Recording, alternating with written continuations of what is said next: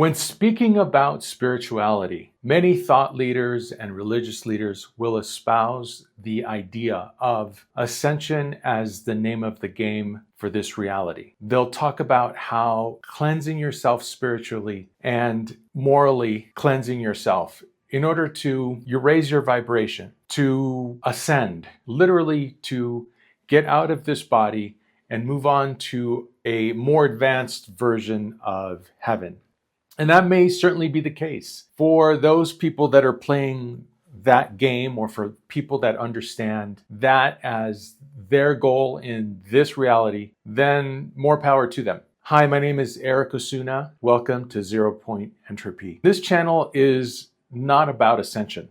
This channel is not about descension either.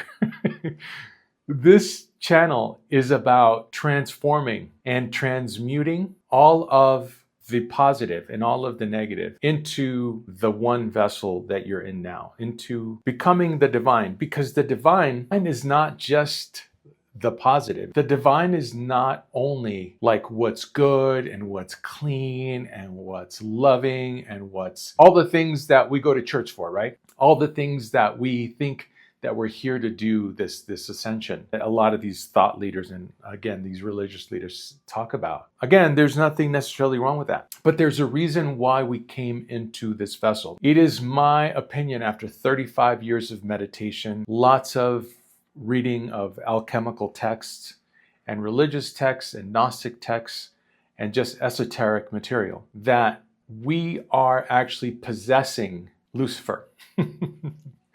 That we are the spark that came down through transgression to transform this vessel, this Lucifer. And I'm going to get into what Lucifer really is, because I don't think that that's really been talked about an enlightened way.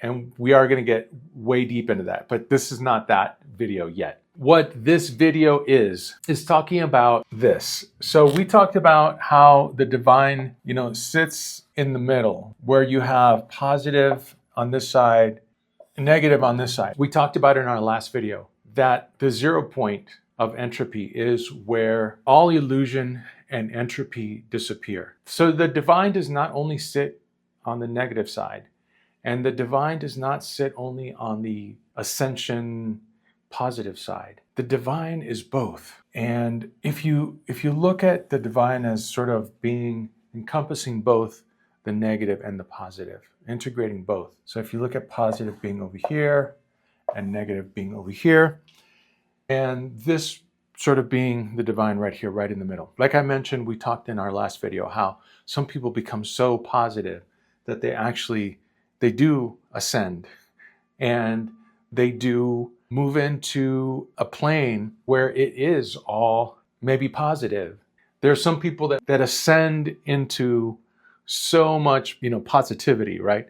That they leave behind anything and everything that is negatively polarized. And these people work really hard, meditate for hours, maybe do lots of positive work, and then they ascend, they poof, disappear. We talked about this in our last video. And then we also talked about how there's people on this side, right, that convene so much with this negative side that they also poof, disappear and descend, if you will. So you have this dissension and ascension. The information I'm bringing you now is not about ascension, and it's not about descension. It is about integrating. It is about transforming yourself into the divine. And I believe that this is where the truth lies. It's free of distortion, free of illusion, and it is the absolute 0 point. So if you look at this as a pendulum, right, that swings this way and that way, the 0 point is right here. What the 0 point does is it brings in the negative and it brings in the positive, and it integrates both of them to become the divine. I believe that we're here to do that. I'm going to explain that a little bit more. Our vessels, these material bodies, are actually an emanation of Sophia. We talked about this also in our last video. The dark energy, or dark matter, however you want to call it, makes up 99.9% of reality. We also talked about how scientists physicists, quantum physicists know that there is something there, that it's not just emptiness. When you look up into the sky and you see just darkness, we know that there's something there. That nothing birthed something, birthed matter, birthed Sophia. And we're going to be talking more about this in my other channel, Sophia's Redemption. That this emanation is Sophia. We're actually the manifestation, or the emanation of Sophia is us, is matter. It's everything that you can see and touch in a 3D physical way. In Sophia's playground, the main sort of boss or bully, if you want, however you want to call him, is Yaldabaoth. And Yaldabaoth rules this plane. What we have come, in my opinion, Sophia's fall. If you haven't read the Gnostic text, I'm referring to that. And if you want to learn a little bit more about what that is, again, I'd recommend that you subscribe to Sophia's Redemption to learn a little bit more about that. So in Sophia's fall, or emanation of the material world, we came into being. And as we came into being, but we decided to forget, that sort of ups the game. It makes it more fun. And we are going to be talking about why we're here for fun. In this emanation of Sophia, we've come here to take this part of us, merge it with this part of us in this playground right here, which is the perfect playground. After 35 years of meditation, the answer that has come to me is that this that you can touch and feel yourself and that's around you is Sophia. The spark that came in, so this physical part is essentially this over here because it's being ruled by this false, I want to call him false god, but he is a god, okay, to give him, her, all the cred that this god deserves. Okay, so we're taking this part and we're taking essentially this part over here because a lot of people talk about how they come here to ascend, right? They come here for the trials and tribulations, for the transgressions, so that they could one day ascend. But the reality is that we're already ascended. We've already ascended. We just come down here to play, right? Because we are already the one infinite creator. We already, some of us have come with billions of years of experience and understanding, and we come here to play, to understand, right? To grow, to continue to grow and learn. You know, if you've come here just to return, to ascend, are you just going back to where you came from? I like I said, after 35 years of meditation, what I understand is that we've come here to integrate. We've come here to transcend through transformation. What is transformation? It's taking all of the elements and to alchemically transform. And what is alchemical? This is another channel that I have called Alchemical Energy. And on that channel, I'm going to be talking about how we take the process of how to get to the Philosopher's Stone. And if you don't know what the Philosopher's Stone is, look into it and you might want to check out that channel. Let's get back to this. So this is essentially a pendulum because we are right here in the center. It's very hard for us to stay right here. It's very hard for us to stay centered through the trials and tribulation and the emotional roller coaster that is life here on this plane and the things that happen. It's really hard to stay neutral, to stay at the zero. This is a zero, by the way, to stay at the 0 point. There's different ways of describing entropy. All that entropy is distortion and illusion to get to the organized, truthful state that allows for a flower to bloom, for a car to be built, for a life to be had, for you to take a breath. A simple way to explain entropy, and it's not necessarily the angle we're taking here, but an ice cube, when it is completely formed, has low entropy. When that ice cube melts, it's in a state of entropy. So it's distorted, it's all over the place, there's no organization. We're going to look at a pendulum as a way to explain 0 point entropy. This was a pendulum here. It swung this way for some instances, and then for other instances, it swings towards the negative. Let me give you a quick analogy, a story that I might better explain what I'm talking about in this pendulum. So say, for example, that you're a real estate agent. You've worked really hard to get an appointment with a potential client who has, let's say, a very important property. Let's say that this is a big commercial property. in your city, in your neighborhood. Let's say that this person that's the owner of this building and that he's flying in and he has a layover. He has 1 hour layover. You're going to meet him in the morning at 9 o'clock. Then he's off to the next city where he's going to. So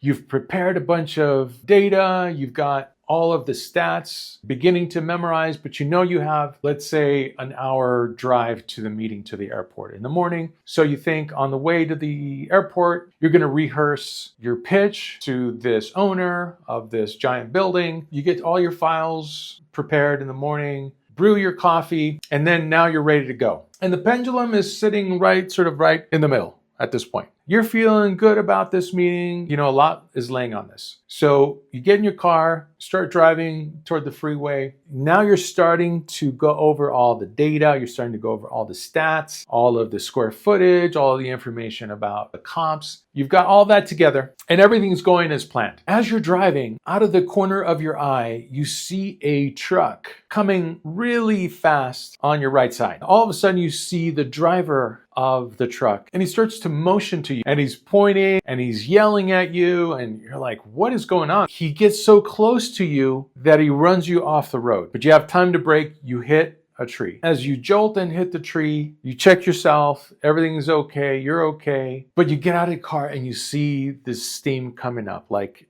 it's hit the radiator. There's no way you're going to be able to drive this car to your meeting. And then all of a sudden your day starts to steamroll. You're thinking about, like, I have to call the cops to call this in. I have to call my insurance company. My rate's going to go up. I have to pay for a deductible. The most important thing is you're not going to make this meeting, this very important meeting.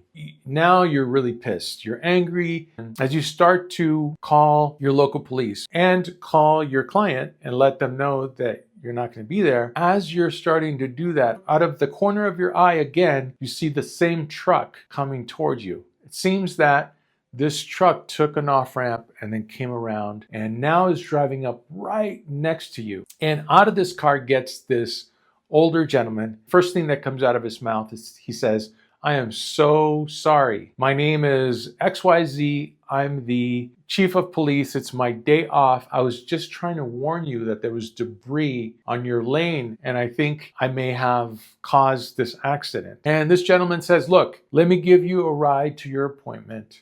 I'll call the tow truck company. I'll get a police report done. I'll take care of everything. Let's get you to your appointment. And all of a sudden you go from being all the way over here, swinging all the way this way, to now you're swinging toward the middle and you're starting to swing, up toward the positive end of this pendulum. As you're on your way to this meeting with this potential client, you start catching up with this person who helped cause this accident, but is now also helping you. And you start to really get on the positive end of things because you're thinking in your mind, thank goodness for people like this. You're so riled up with positive emotions that you finally get to your meeting and now you realize that you have forgotten to go over all the stats, all the data, all the information that you normally would have had in that hour ride to the meeting. Now essentially you're flustered. You just had an accident, you met this kind gentleman, and you are now flustered. You got all of this energy going through you. And even though you're on this side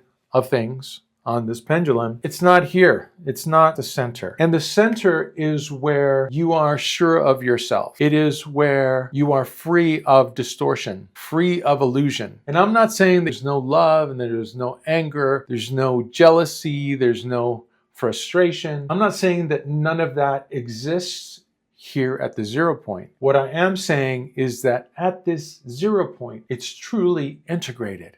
And even though you're feeling all of these things, even though these terrible or great things are happening, you are centered, you are neutral, and you're able to make calculated, smart, well-centered decisions in your life by being here. I can recount a lot of times where I've made a lot of bad decisions because I've been in this state. And I've made a lot of bad decisions because I've been in this state. I think that part of the reason why we are here on this plane is to, without really understanding and without knowledge of who we really truly are, to come into this plane and to see if we can integrate both of these sides into the divine. That's what I wanted to share with you guys today, is that this pendulum is a great teacher, and also we might want to learn how to control it and how to maintain it neutral so that we can really understand and see and integrate this illusion, this distortion, to get to who we really are through integration and transformation. And until next time, peace.